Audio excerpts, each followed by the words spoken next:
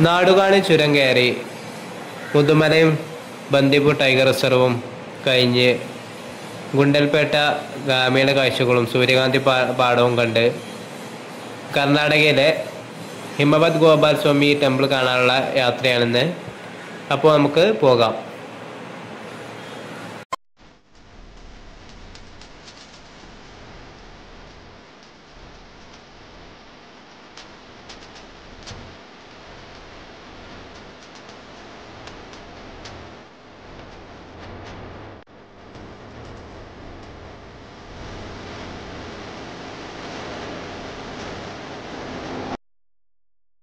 അങ്ങനെ കുറച്ച് ദൂരം പോയി കഴിഞ്ഞപ്പോൾ നാടുകാണി ചുരം കയറാൻ തുടങ്ങി. നാടുകാണി ചുരത്തിൻ്റെ പ്രത്യേകത എന്താ വെച്ചാൽ നല്ല വലിയ മരങ്ങളും എപ്പോഴും പച്ചപ്പുണ്ടാകുന്ന ഒരു കാടാണ് നാടുകാണി ചുരത്തിലെ കാടുകൾ. ഇത് നമ്മുടെ അമരമ്പലം വന്യജീവി സങ്കേതത്തിൻ്റെ ഭാഗമാണ്. സൈലന്റ് നാഷണൽ പാർക്ക് ഈ ഒരു അമരമ്പലം നാഷണൽ പാർക്കുമായി ബന്ധിച്ച് കിടക്കുന്നു.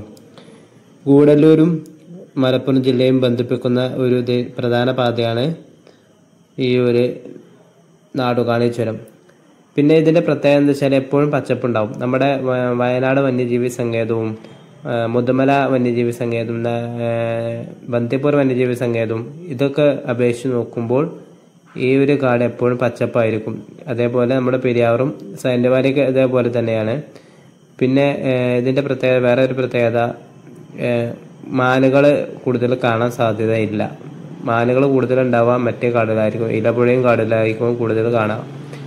ഈ ചുരത്തിൻ്റെ വന്നപ്പോൾ കണ്ട ഒരു കാഴ്ചയാണ്, മറ്റൊരു കാഴ്ചയാണിത്. ഇവിടെ ഒരു മക്ബറ എന്താ ഒന്നുണ്ട്, ഞാനെപ്പോഴും ശ്രദ്ധിക്കാറുണ്ട്. ഇവിടെ കുറേ ആളുകൾ നിർത്തി അവിടെ എന്തൊക്കെയോ പൈസ എന്തൊക്കെയോ കൊടുക്കാറുണ്ട്. പിന്നെ ഇവിടെ ഒരു പച്ച ഷാളിട്ട ഒരാളെ കണ്ടില്ലേ, ഇദ്ദേഹം എപ്പോഴും ഇവിടെ കാണാറുണ്ട്. രാത്രിയിൽ ഇവിടെ നിൽക്കാണോ എന്താ അറിയില്ല. എന്തായാലും അവിടുന്ന് തിരിച്ചു നേരെ ഗൂഡല്ലൂരിലേക്ക്.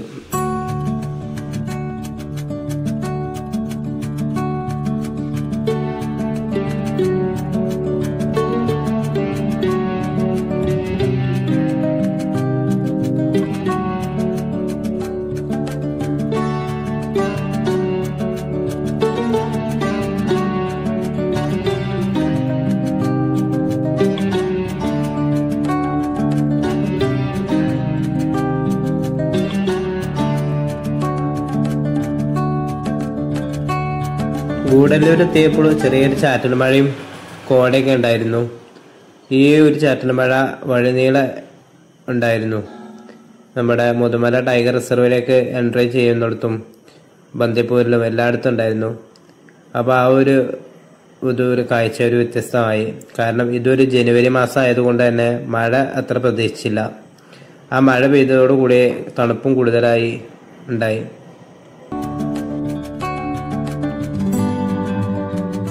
ഇതാണ് മുതുമല ടൈഗർ റിസർവിൻ്റെ എൻട്രി. ഇവിടെ ഒരു ചെറിയൊരു അങ്ങാടി ഉണ്ട്, നേരെ ഓപ്പോസിറ്റ് ഇതാണ് അതിൻ്റെ എൻട്രി. ഇത് കടക്കുന്നതോടുകൂടി മുതുമല ടൈഗർ റിസർവ് സ്റ്റാർട്ടായി. കയറി ഉടനെ തന്നെ ഒരു ഒറ്റക്കൊമ്പനെ കാണാൻ സാധിച്ചു. പിന്നെ വണ്ടി നിർത്താൻ പാടില്ല ഈ ഒരു കാടിനുള്ളിൽ. അപ്പോൾ കൂടുതൽ അവിടെ സ്പെൻഡ് ചെയ്യാൻ കഴിയില്ല. അപ്പോൾ അങ്ങനെ വണ്ടി വിട്ടുകൊണ്ടിരുന്നു. ഒരു കയ്യിൽ ഫോണും ഒരു കയ്യിൽ വണ്ടിയിലെ ഹാൻഡിൽ. അപ്പോൾ യാത്രകൾ തുടരാം.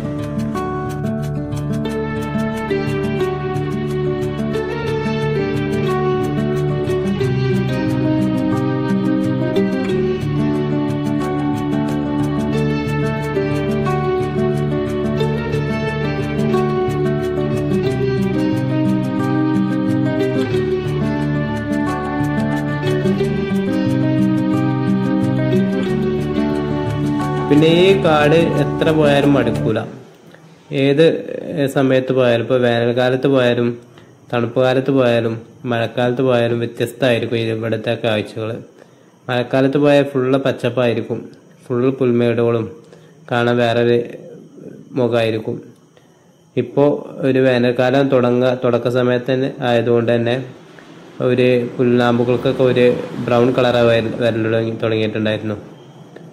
അപ്പോൾ ഓരോരോ സീസണിൽ പോകുമ്പോൾ ഓരോരോ കാഴ്ചകളായിരിക്കും.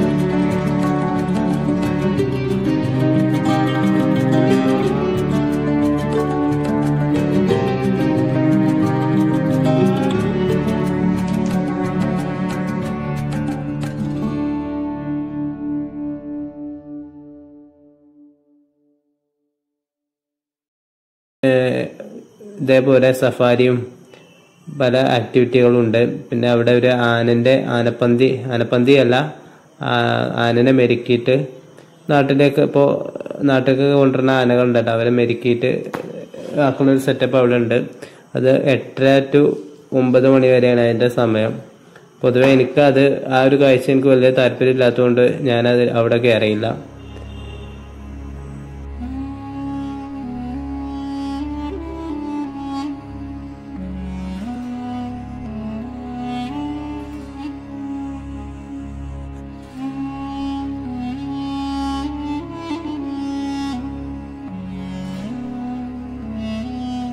പിന്നെ നമ്മുടെ സഫാരിയും വേറെ കാര്യങ്ങളൊന്നും എടുത്തില്ലെങ്കിൽ പോലും ആന, അതേപോലെ കാട്ടുപോത്ത്, മാന്, മയില്, ഇതൊക്കെ എന്തായാലും നമുക്ക് ഇവിടെ കാണും, സ്പോട്ട് ചെയ്യാൻ കഴിയും. അതേപോലെ കടുവ, അതിനൊക്കെ കാണാൻ പ്രയാസമാണ്. വലിയ വലിയ മൃഗങ്ങളെ കാണുന്നുണ്ടെങ്കിൽ കരടിനെയും കാണാൻ കഴിയുന്നുണ്ട്. കടുവനെ കണ്ടിട്ടുണ്ട്, പക്ഷെ ഇതെപ്പോഴും സ്പോട്ട് ചെയ്യാൻ കഴിയില്ല. ഇപ്പോൾ ഇവിടെ നമ്മളെ മുതുമല ടൈഗർ റിസർവിൽ എത്തിയിട്ടുണ്ട്. ഈ ഒരു റോഡ് നേരെ പോകുന്നത് മസനഗുഡി വഴി ഊട്ടിയിലേക്കാണ്.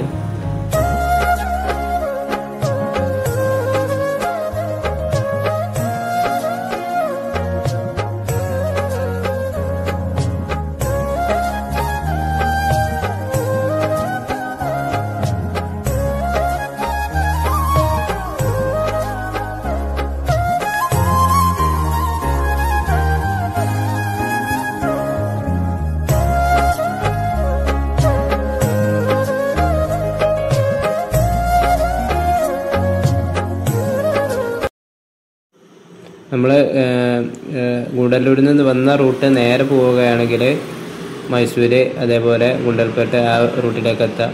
ആ റൂട്ടിലേക്ക് കയറിയ ഉടനെ തന്നെ ഒരു കാട്ടുപോത്തിൻ്റെ കൂട്ടത്തിനെ കാണാൻ പറ്റി.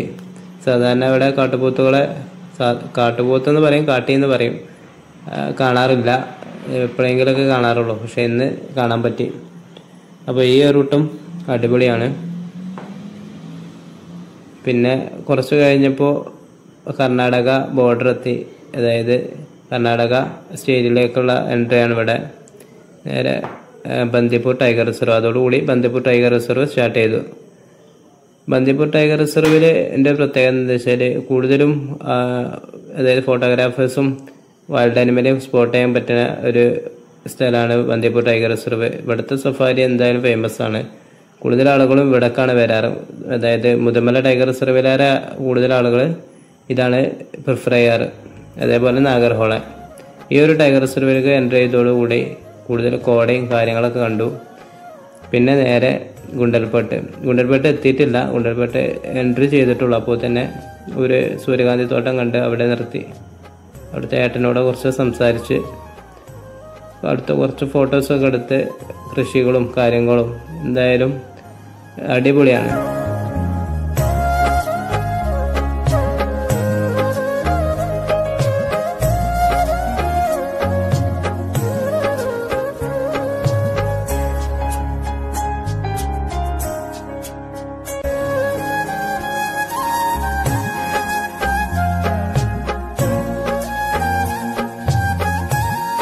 ഇന്നത്തെ യാത്ര ഒറ്റക്കായതുകൊണ്ട് തന്നെ പൊതുവെ ഞാൻ ഒറ്റക്കാണ് സഞ്ചരിക്കാറ്. എനിക്ക് അതാണ് ഇഷ്ടം. നമ്മൾ ഒറ്റക്ക് പോകുമ്പോൾ നമുക്ക് കൂടുതൽ കാഴ്ചകൾ നമുക്ക് സ്വന്തമായിട്ട് നമ്മൾ കണ്ടെത്തും. അതേപോലെ നമ്മൾ കൂടുതൽ ഓർമ്മകളും കാര്യങ്ങളൊക്കെ നമുക്കുണ്ടാവും. പിന്നെ ആ ഒരു ഹിമവത് ഗോപാൽ സ്വാമി ടെമ്പിളിലേക്കുള്ള യാത്രയാണ്. അപ്പോൾ നമ്മൾ കർണാടക ഗുണ്ടൽപേട്ട് എത്തുന്നതിന് മുമ്പ് ഒരു അങ്ങാടി ഉണ്ട്. ആ ഒരു ടൗണിൽ നിന്ന് തന്നെ ഡൈവേർട്ട് ചെയ്ത് ഇടത് ഭാഗത്തേക്ക് തിരിഞ്ഞാലാണ് ഹിമവത് ഗോപാൽ സ്വാമി ഹിൽസിലേക്കുള്ള ഈ ഒരു എൻട്രി നമുക്ക് കാണാം. അപ്പോൾ അതിലേക്ക് കയറുമ്പോൾ ഉള്ള കാഴ്ചയാണ് നിങ്ങൾ കാണുന്നത്.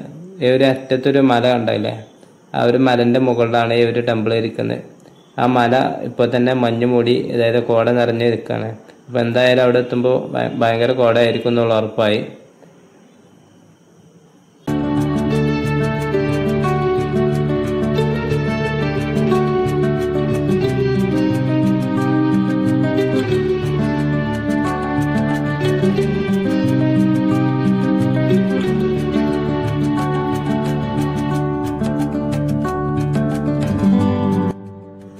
ഇതിൻ്റെ എൻട്രി ആണ് ഇവിടെ.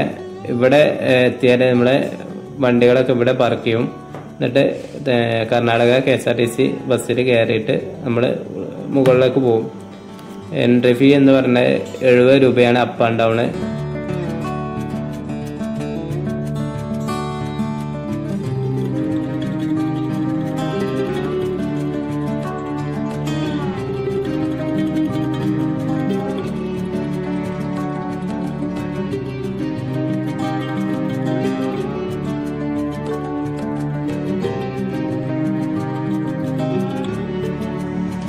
ഒരു ചുരം പോലത്തെ ഒരു റോഡാണിത്. വളരെ വീതി കുറഞ്ഞ ഒരു റോഡ്. അപ്പോൾ അത് കയറാൻ തുടങ്ങി. കയറി ഉടനെ തന്നെ കോട, ഞാൻ പറഞ്ഞല്ലോ ഒരു മഴ ചാറ്റലുണ്ടായതുകൊണ്ട് കോട നല്ലപോലെ ഇറങ്ങിയിട്ടുണ്ടായിരുന്നു. മുമ്പത്തെ കാഴ്ചകളൊന്നും കാണാൻ പറ്റില്ല. ഇതിൻ്റെ മുകളിലേക്ക് എത്തുന്തോറും കോട കൂടി കൂടി വരികയായിരുന്നു. ഇപ്പം നമ്മൾ ഓപ്പോസിറ്റ് ഒരു വണ്ടി വന്നിട്ട് നമ്മുടെ അടുത്തെത്തുമ്പോഴാണ് നമ്മൾ കാണുന്നത്. ഇവിടെ ഇവര് നല്ല ഹോൺ അടിച്ച്, ഒന്നാമത് ഇവര് എക്സ്പേർട്ട് ആയതുകൊണ്ട് തന്നെ ഇവർക്ക് നല്ലപോലെ അറിയാം എവിടെ ബസ് എവിടെ വരിക എന്നുള്ളതൊക്കെ ഇവർക്ക് നല്ലപോലെ അറിയുന്നതുകൊണ്ട് തന്നെ ആ ഒരു പ്രശ്നമില്ലായിരുന്നു. ഇപ്പൊ കണ്ടില്ലേ, നല്ല കോട ഇറങ്ങിയിട്ടുണ്ട്.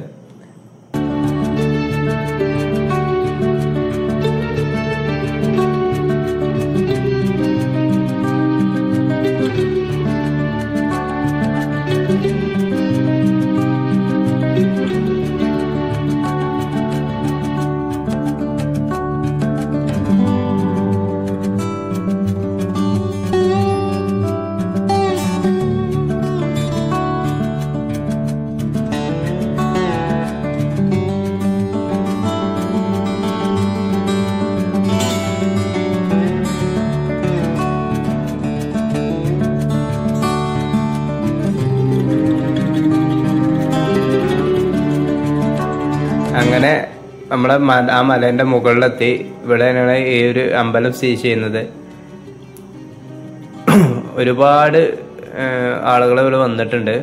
നമ്മൾ ഓരോ ബസ് കയറി വരുമ്പോൾ തിരിച്ചു പോകുന്നവരവിടെ വരി നിൽക്കുന്നുണ്ടായിരുന്നു.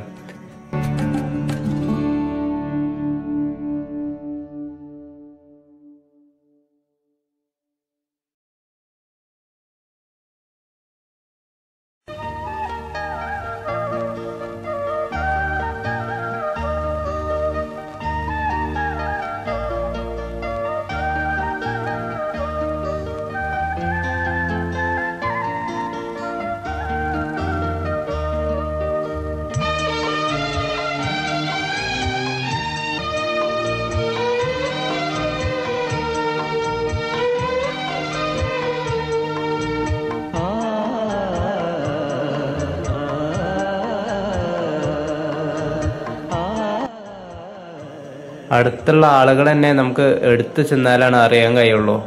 കാരണം അത്രയും കോട ഇറങ്ങിയിട്ടുണ്ടായിരുന്നു. ഇപ്പോൾ കണ്ടില്ലേ, ഈ ഒരു ക്ഷേത്രം തന്നെ നമുക്ക് നേരെ കാണാൻ കഴിയുന്നില്ല. അത്രയും നല്ലൊരു ക്ലൈമറ്റാണ് ഇവിടെ ഉണ്ടായിരുന്നത്. പൊതുവെ ഈ ഒരു കാലാവസ്ഥ ആയിരിക്കും ഫുൾ ടൈം, എല്ലാ വർഷത്തിലും എല്ലാ ദിവസവും ഇങ്ങനെ തന്നെ ആയിരിക്കാനും സാധ്യത. പിന്നെ ഒരു മഴച്ചാറ്റലും കൂടി ഉണ്ടായതുകൊണ്ടാണ് ഈ ഒരു കോട നല്ലപോലെ ഇറങ്ങിയിട്ടുള്ളത്. അപ്പോൾ അവിടുന്ന് കുറച്ച് വീഡിയോസും കാര്യങ്ങളൊക്കെ എടുത്ത് ഞാൻ തിരിച്ചു. കാരണം 3:30-4 മണിയായിട്ടുണ്ട്. കാരണം എനിക്ക് ഗുണ്ടൽപേട്ട് ബന്ദിപ്പൂര് ടൈഗർ റിസർവിലേക്ക് കടക്കണം. അത് സമയം വൈകിയാൽ അവർ കടത്തുമെന്നുള്ളത് അറിയാത്തത് കൊണ്ട് തന്നെ ഞാനിവിടെ കുറേ നേരം സ്പെൻഡ് ചെയ്യാൻ നിന്നില്ല. സോ അവിടുന്ന് കുറച്ച് നേരം സ്പെൻഡ് ചെയ്ത് തിരികെ ഗുണ്ടൽപേട്ടിലേക്ക് തന്നെ. എന്തായാലും അടിപൊളി യാത്രയായിരുന്നു. നിങ്ങൾ വരികയാണെന്നുണ്ടെങ്കിൽ ഒരു പ്രാവശ്യമെങ്കിലും ഇവിടെ വരണം. കാരണം ഇവിടുത്തെ ഒരു കാഴ്ച എന്ന് പറഞ്ഞാൽ വേറെ ലെവലാണ്. നമ്മൾ അത്രയും ഒറ്റക്ക് വരികയാണെന്നുണ്ടെങ്കിൽ വേറെ ഫീലാവും.